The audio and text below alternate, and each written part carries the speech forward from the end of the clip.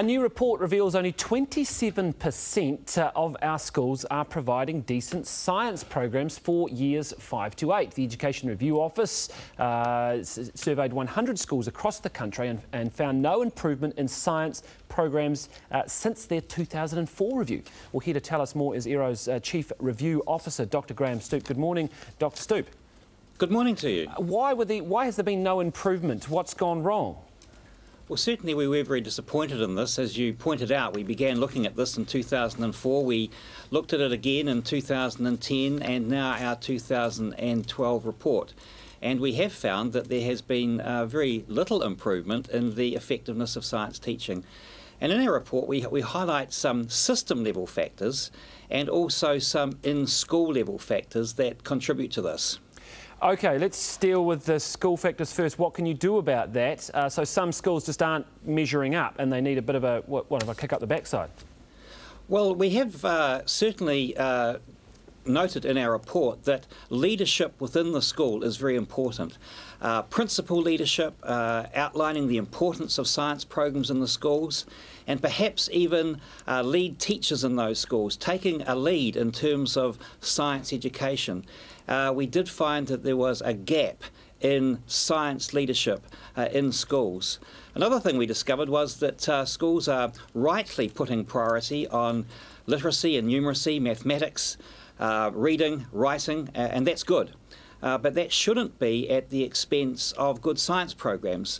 And as you noted, a quarter of schools are managing to keep that balance between good literacy programs on the one hand and good science education programs on the other. So what we're saying here is national standards, which has come in the period in between your reviews.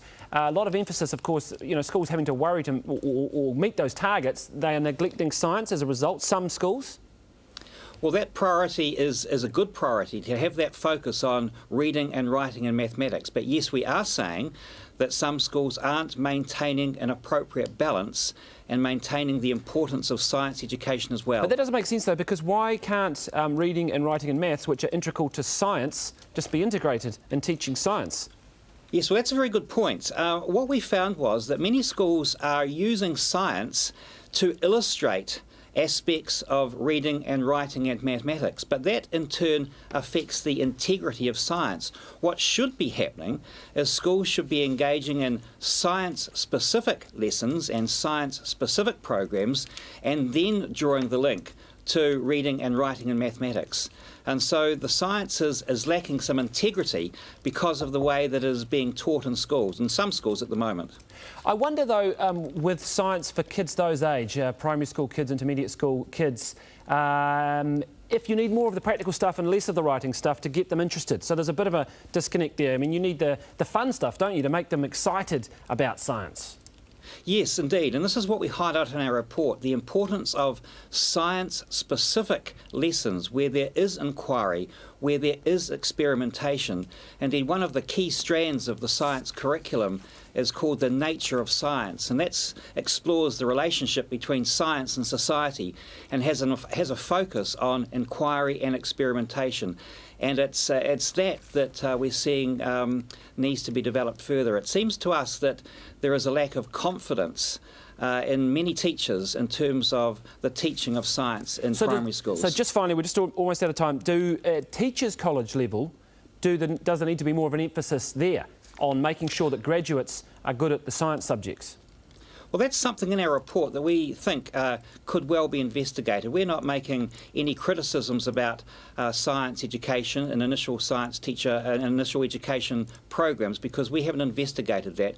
But this was highlighted last year as well in a report by the Chief Science Advisor. And so we're suggesting that maybe that this is a further avenue to explore so that we can increase the confidence of teachers in terms of their science understanding. Thank you very much, Dr Graham Stoop there, Chief Policymakers all the time. New ideas, fresh thinking, these are the things that will drive our economy forward, and that often means we need good science. Problem is, right where it starts, we're failing. Barely a quarter of primary schools are providing effective science programs in this country. Here's Dr Graham Stoop from the Education Review Office. There has been very little improvement in the effectiveness of science teaching. Leadership within the school is very important.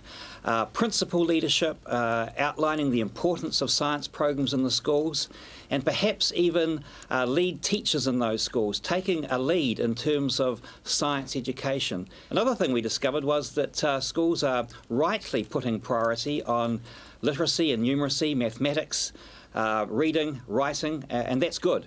But that shouldn't be at the expense of good science programs. Well, with us now to explain why this matters and how we can address it is the Royal Society's Education Manager, Richard Meylan. Good morning, Richard. Good morning, Corin. So why is it so important that we get science right in those earlier years of schooling? I think there's a couple of reasons. I mean, one is we're needing people to come through. We're talking about 2025, aren't we, when these kids get out there. So what's New Zealand going to look like then?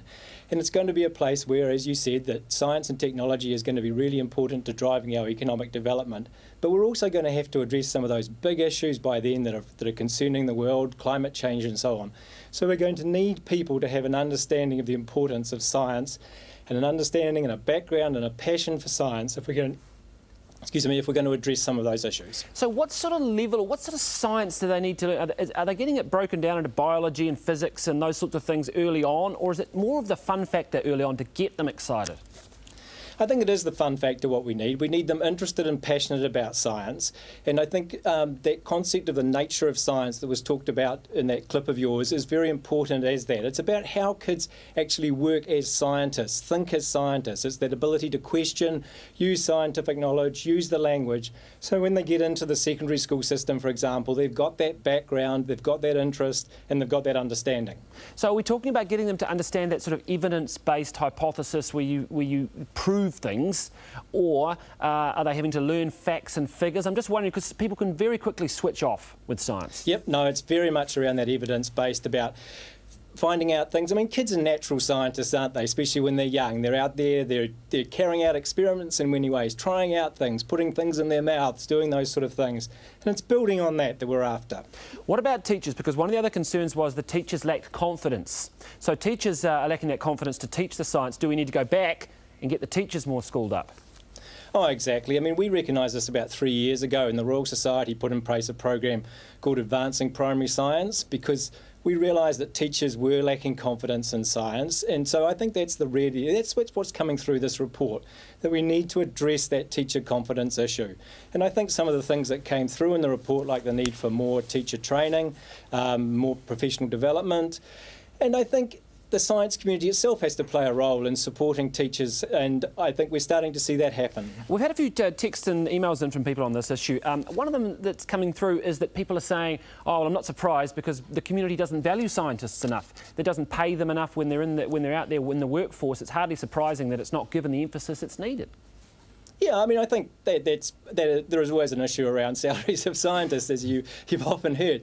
But I think what we're talking about here is much bigger than that, isn't it? I mean, the workforce we're going to need in 2025 is going to need scientists, engineers, technical people at that highest level, looking in and putting together new products, new services, new ways of viewing the world, new ways of addressing environmental issues and challenges that New Zealand's going to face. But we're also going to need people right the way through the workforce that are going to have an understanding of science and technology, because New Zealand is going to be a country where science and technology is going to be integral to the sort of ways that we're earning our way in the world. Yes, and indeed. so I think that's important. Richard Meylan, thank you very much, from the Royal Society there, the Education Minister.